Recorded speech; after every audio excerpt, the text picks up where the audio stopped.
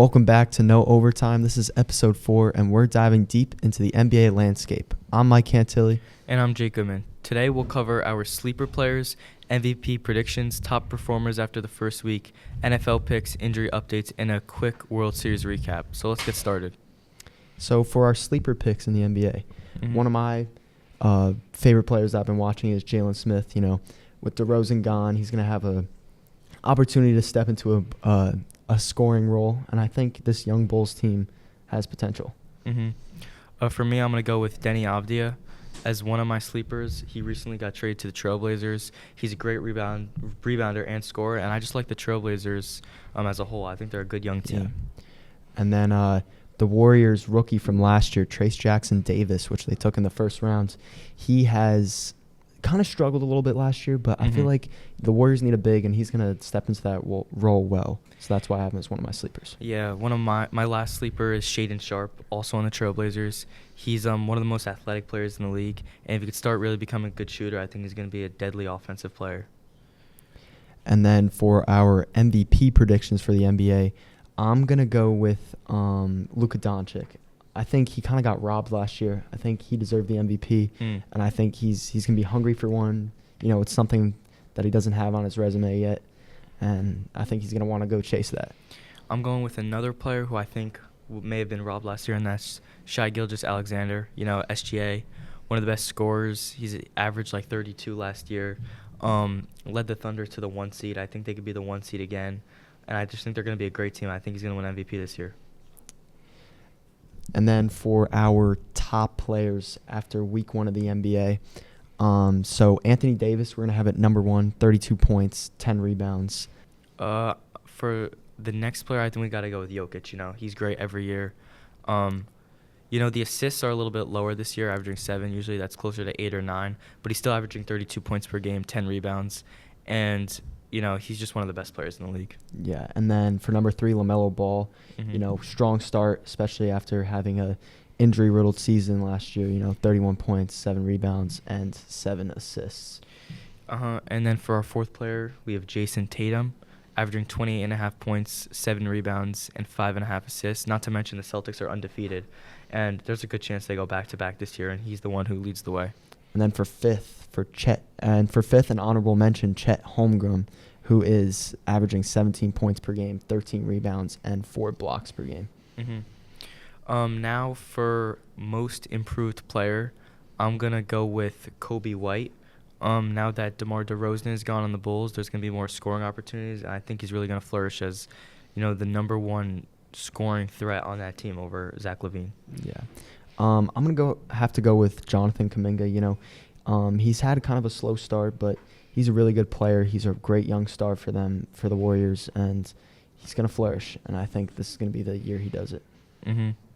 Now let's move over to the NFL and talk about our picks for Week 9. Let's start off with the Texans versus Jets. I'm going to take the Texans. I am going to take the Jets. You know, I think they're going to kind of pull off a sneaky win here. When it doesn't matter. Yeah, when it doesn't matter. They have nothing to lose. And the Texans are competing for a playoff spot, so they have everything to lose. Now for Monday Night Football, the Chiefs are playing the Bucs. I'm going to take the Chiefs to stay undefeated and beat the Bucs. Well, I'm going to have to disagree. I'm going to go with the Bucs. I think the Chiefs are a fraudulent, undefeated team. They haven't really, you know, like won all of their games, and I think the Bucs are just the better team. Now there are some games that we feel the same about. We both like the Lions over the Packers, the Cardinals over the Bears, and we both have the Rams beating the Seahawks. Yes, and then for my upset game, I've got to go with the Patriots over the Titans. I think they're both, you know, bottom of the barrel teams, not very good, and the Titans are currently projected to win. So I think I'm going to go with the Patriots there. For my upset game, I'm taking the Dolphins to beat the Bills after kind of a heartbreaking loss versus the Cardinals. You know, Tua comes back. He actually looks great, and I think he's really going to get Jalen Waddle and Tyreek Hill involved. And, you know, it was his first game back from injury, so I think he's going to play better and upset the Bills. And then for some injury news in the NFL, Christian Kirk is out for the season with a broken collarbone, and Stephon Diggs tore his ACL, also being out for the season. Yeah, both huge losses for their teams. But on the bright side, Christian McCaffrey looks to return after the 49ers Week 9 bye. Obviously, we thought he was going to play Week 1 versus the Jets, kind of like an injury coming out of nowhere. But with no setbacks, it looks like he could be playing in Week 10, and that's going to be a huge addition for kind of a struggling 49ers team.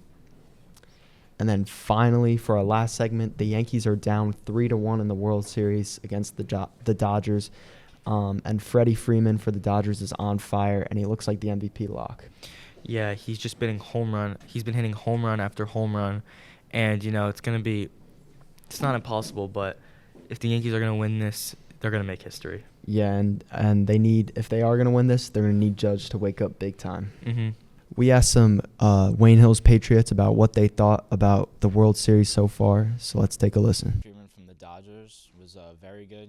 He had 4 home runs just in the World Series. He was on fire, and he helped them win a lot of games, which helped them win the World Series. And for the Yankees, I would probably say Giancarlo Stanton, because he was, even though they lost, he was helping them, and they were in contention for each game. So who do you think played the best for their respective teams? I think Freddie Freeman played the best for the Dodgers, and I think Giancarlo Stanton played the best for the Yankees. All right, and what about you, David? I obviously agree with Freddie Freeman. He was just a standout player. And for the Yankees, I think Anthony Volpe played a big part. He always does his job well. Are you happy with the results of the Dodgers winning 4-1? Who were you rooting for? I'm a Yankee fan. I'm not happy, but everything happens for a reason, And what about you, David? I agree. I'm a Yankee fan, so I want them to win. All right, send it back to you guys on set. So that's a wrap for this episode of No Overtime. Thanks for joining us, and we'll see you guys in episode 5.